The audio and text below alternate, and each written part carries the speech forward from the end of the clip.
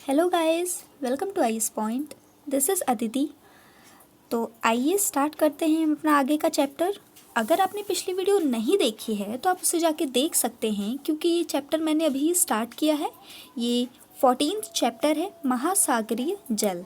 Okay, तो महासागरीय जल में हमने आगे के एक ही पेजेस पढ़े हैं, बहुत ज़्यादा नहीं पढ़ा था, उसे हमने काफ़ी अच्छे से डिस्कस किया था। तो अगर आपने नहीं पढ़ा है तो आप जाके पढ़ सकते हैं, पिछली वीडियो में आपको मिल जाएगा। तो आज हम पढ़ने वाले हैं महासागरीय अधस्थल का विभाजन। तो हमने इसके बारे में जाना था कि इसे 4 प्रमुख भागों में बांटा गया है। कौन कौन से भाग थे वे बताइए।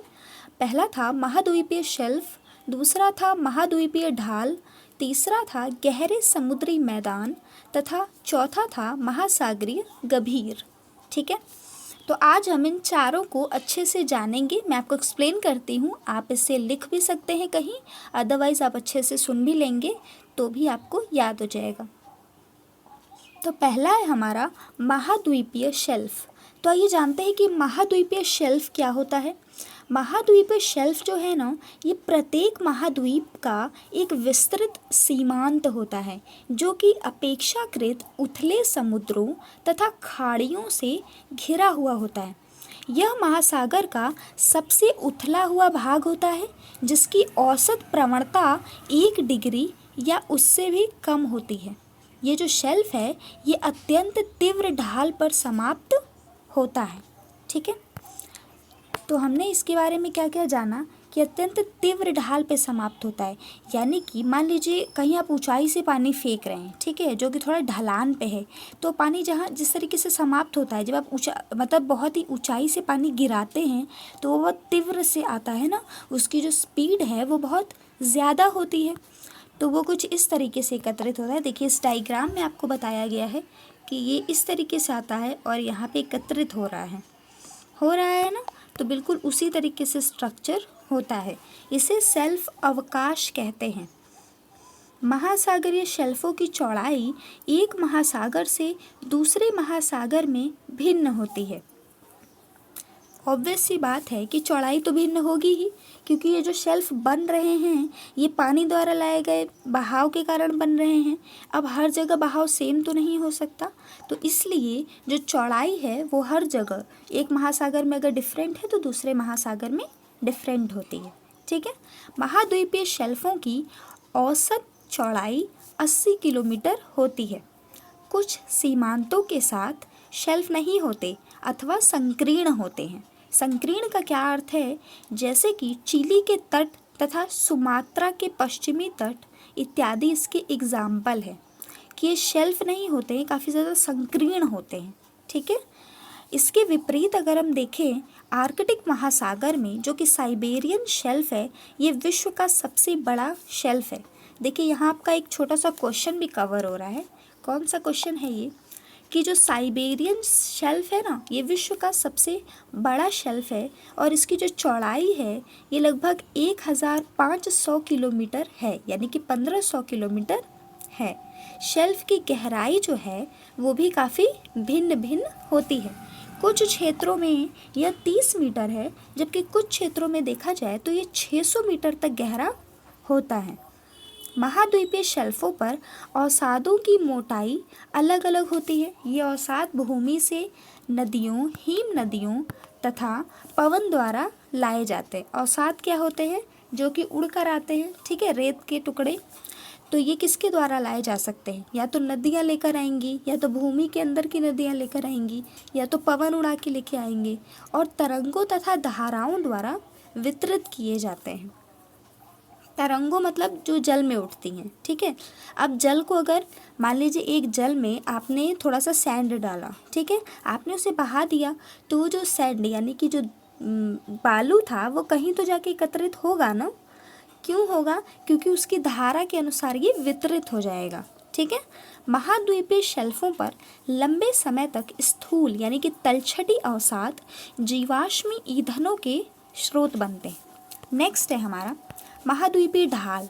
महाद्वीपीय ढाल क्या होता है, ये महासागरीय बेसिनों और महाद्वीपीय शेल्फों को जोड़ती हैं। ये भी आपसे एक सवाल किया जा सकता है कि जो महासागर बेसिन्स हैं तथा महाद्वीपीय शेल्फ हैं, इन्हें जोड़ने वाली जो इकाई है उसे क्या कहते हैं? तो वो एक महाद्वीपीय ढाल है। इसकी शुरुआत कहाँ होती है? जहाँ से महाद्वीप शेल्फ की जो तली है ना, वो तीव्र ढाल में परिवर्तित होती है, यानी ढाल जहाँ पे अधिक होता है। ढाल वाले प्रदेश की प्रवणता 2 से 5 डिग्री के बीच होती है। ढाल वाले प्रदेश की जो गहराई है वो 200 मीटर एवं 3000 मीटर के बीच होती है। ढाल का किनारा महाद्वीपों के समाप्ति को इंगित करता है। इसी प्रदेश में कैनियन एवं खाइयाँ दिखाई देती हैं। तो ये भी आपका एक क्वेश्चन बना। कौन सा क्वेश्चन है ये? कि जो ढाल का किनारा है, ऑब्वियस सी बात है, किसी भी चीज़ का किनारा ही तो उसकी समाप्ति को बताता है ना। अगर मान लीजिए आपने कोई शर्ट पहनी है, ठीक है, तो आपके हाथ पे जहाँ किनारा होगा उसका, वहीं पे तो शर्ट ख़त्म होती होगी ना, उसके आगे तो कुछ होता नहीं है, ठीक है। तो उसी तरीके से जो ढाल का किनारा है वो महाद्वीपों के समाप्ति को इंगित करता है। अगर आप कोई चीज़ पानी बहा रहे हैं तो उसका जो अंतिम ढलान होगा ना, जहाँ ढलान एकदम कम हो जाएगा, वो ही उसका किनारा कहलाएगा, जिससे पता चलेगा कि अब बस अब बहाव नहीं होगा। इसी प्रदेश में ज़्यादातर कैनियन दिखाई देता है। कैनियन किसे कहते हैं? गंभीर खड्ड को, एवं खाइयाँ भी कह सकते हैं, ठीक है। तो नेक्स्ट है आपका गंभीर सागरीय मैदान। तो गंभीर सागरीय जो मैदान हैं, ये महासागरीय बेसिनों के मंद ढाल वाले क्षेत्र होते हैं। ये विश्व के सबसे चिकने तथा सबसे सपाट भाग हैं। इनकी जो गहराई है वो लगभग 3000 से 6000 मीटर के बीच होती है। ये मैदान महीन कणों वाले अवसादों जैसे कि मृत्तिका इत्यादि से ढके होते हैं। यानी ये जो मैदान है काफ़ी मंद क्षेत्र होते हैं, इनमें जो ढाल है वो अधिक नहीं होती है, ये काफ़ी चिकने और सपाट होते हैं। इनकी गहराई नापी गई है कि ये 3000 से 6000 मीटर के बीच में होती है, और ये काफ़ी ज़्यादा महीन कणों से ढके होते हैं, जिन्हें आप मृत्तिका भी कह सकते हैं। महासागरीय गर्त, ये महासागर के सबसे गहरे भाग होते हैं। ये गर्त अपेक्षाकृत खड़े किनारों वाले संकीर्ण बेसिन होते हैं तथा ये महाद्वीपीय ढाल के आधार तथा द्वीपीय चापों के पास स्थित होते हैं एवं सक्रिय ज्वालामुखी तथा प्रबल भूकंप वाले क्षेत्रों से ही ये संबंध रखते हैं। यही कारण है कि ये प्लेटों के संचलन के अध्ययन के लिए काफ़ी महत्वपूर्ण है। गहरे हैं, ऑब्वियस सी बात है, अगर इनका ज़मीन में गहराई ज़्यादा है तो हम इसके अंदर आसानी से जा सकते हैं, हमें गड्ढे नहीं खोदने होंगे, और पहले से ही गहराई है तो हम उन प्लेटों का अध्ययन कर सकते हैं, इसीलिए काफ़ी ज़्यादा इम्पॉर्टेंट होते हैं।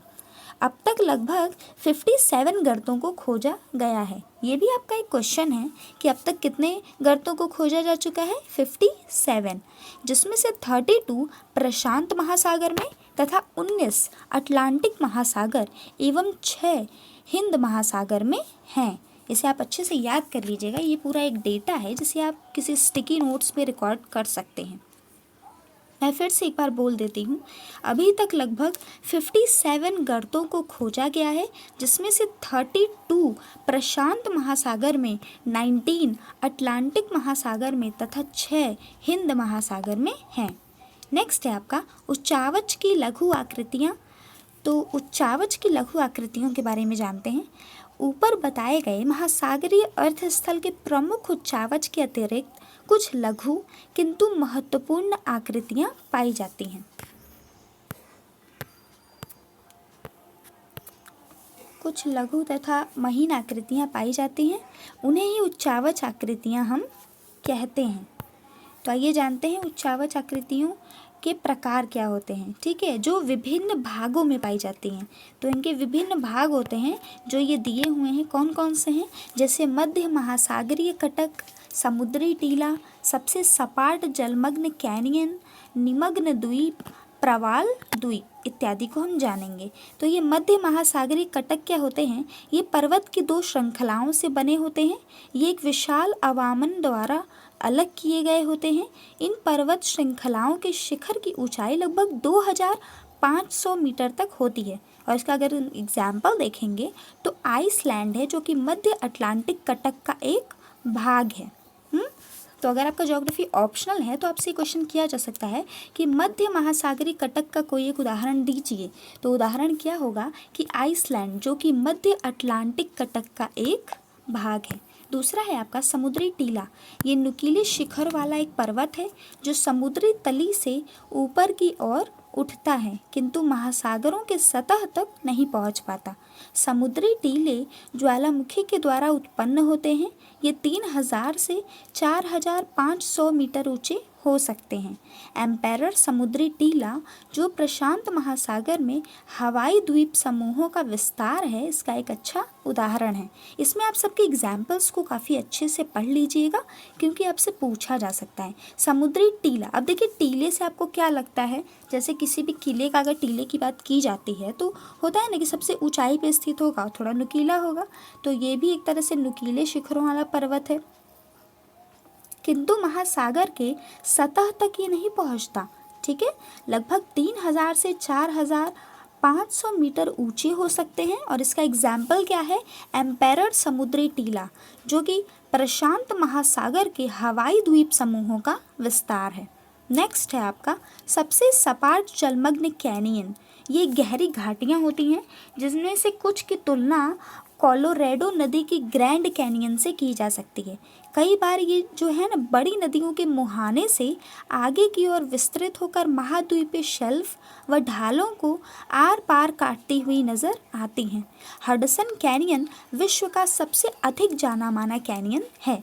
ये भी आपका एक एग्जाम्पल है कि सबसे अधिक जाना माना कैनियन कौन सा है, हडसन कैनियन।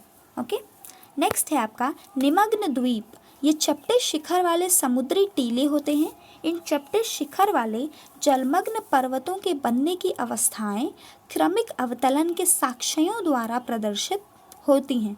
अकेले प्रशांत महासागर में अनुमानतः 10,000 से अधिक समुद्री टीले व निमग्न द्वीप उपस्थित हैं। निमग्न द्वीप की अगर हम बात करेंगे तो मग्न मतलब क्या होता है, मिला हुआ। तो सिंपल सी बात है, ये मिला होगा द्वीप में, यानी कि ये चपटा होगा।